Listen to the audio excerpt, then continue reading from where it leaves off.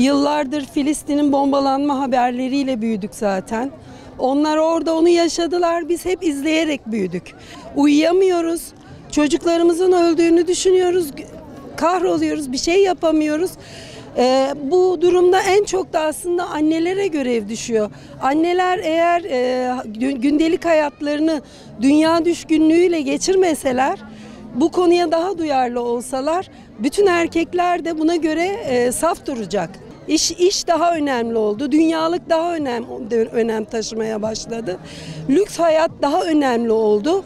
Biz buna res çekiyoruz, bunu istemiyoruz. Orada insanlar ölürken evlerimizde yemeklerimizi yiyoruz. Rahat bir şekilde yaşıyoruz.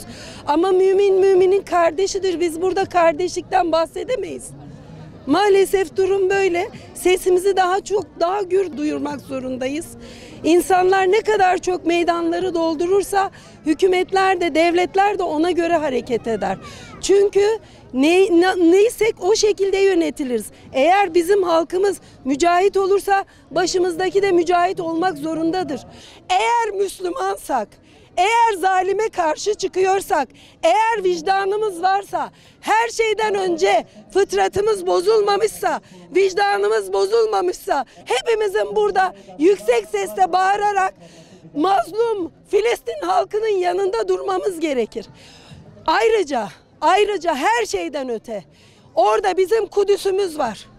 Peygamber Efendimiz Aleyhisselatü Vesselam'ın 124 bin peygamberi arkasına koyup namaz kılıp miraca uçtuğu yerdir. Bizim kutsalımızdır, namusumuzdur. Bugün bizim namusumuz kirleniyor. Ve dünya Müslümanları uyumasın. Uyansınlar tüm devlet adamları. Müslümanım diyen her devlet adamı. Yoksa bütün halklar o adi, şerefsiz, münafık devlet adamlarını devirsinler. Bir Türkiye ile, bir Katar'ın yöneticileriyle Müslüman alemi bu işi yapamaz. Endonezya'nın, Malezya'nın, Afganistan'ın, Pakistan'ın, Yemen'in, dünyadaki tüm Müslümanların, ayrıca tüm STK'ların insanın diyen tüm Hristiyan ve Yahudilerin hepsinin de kıyama kalkması lazım. Hepsinin de Allah için, vicdanı için, merhameti için, insanlığı için bir şeyler söylemesi lazım. Dünya kör, dünya sağır. Biz safımızı belli ediyoruz, biz buradayız. Son güne kadar eğer olmazsa kadınlar olarak hepimiz Akçakale sınırına gidip oradan kapıları zorlayacağız. Bütün dünya bunu böyle bilsin. Bir anne olarak çok üzgünüz ama üzgünlüğümüz kendi adımızadır. Filistin'de olan kardeşlerimizin şehadete erdiklerini biliyoruz. Allah içlerimizden şehitler edinmek ister ve onları belki de en temiz ve en hassas oldukları için onları seçmiştir. Ancak bu mazlumlara yapılan zulümlerinde inşallah boğulacaklardır. Bu insanların öfkesi birikiyor. Her geçen gün daha fazla bir şekilde onlara yansıyacaktır Allah'ın izniyle. Biz Filistin halkının her zaman yanındayız, destekçileriyiz. Annelerin üzüntüsü bizim üzüntümüzdür. Rabbim onların yar ve yardımcısı olsun. Bizi her zaman arkalarına destekçi olarak bilsinler. Yıllardır bu zulüm sürüyor. Yıllardır bu zulüm devam ediyor. Ama şimdiki insanların sessizliği bizi daha çok kahrediyor. Bebekler ölüyor, anneler ölüyor. Küçücük bebeklerin kolları, bacakları kopuyor. Buna rağmen bütün dünya sadece bakmakla yetiniyor. Sözde Müslüman olan ülkeler sadece bakmakla yetiniyor.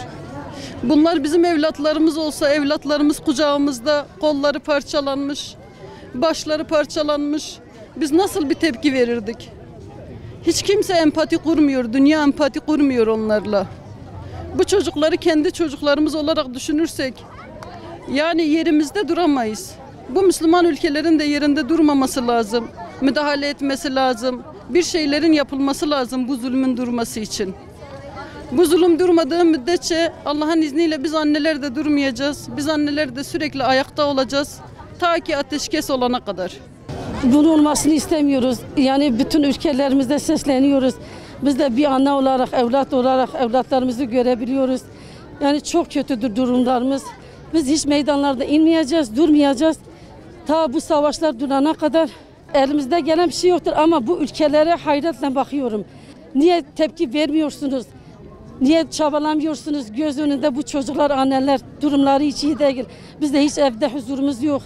Yani çok zor, çok durum. Yani çocuğumuzu, evladımızı düşünsek, yani evde inan ki 20 gündür içtiğimiz, yediğimiz hiç belli değil.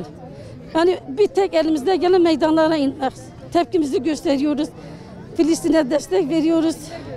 İsrail'e nalet ediyoruz. Amerika onlara destek, bütün verenlere nalet olsun. Bütün Müslüman ülkeleri davet ediyoruz, yardım etsinler. Bu savaşı durdursunlar. Elimizde gelen budur, başka bir şey yapamıyoruz.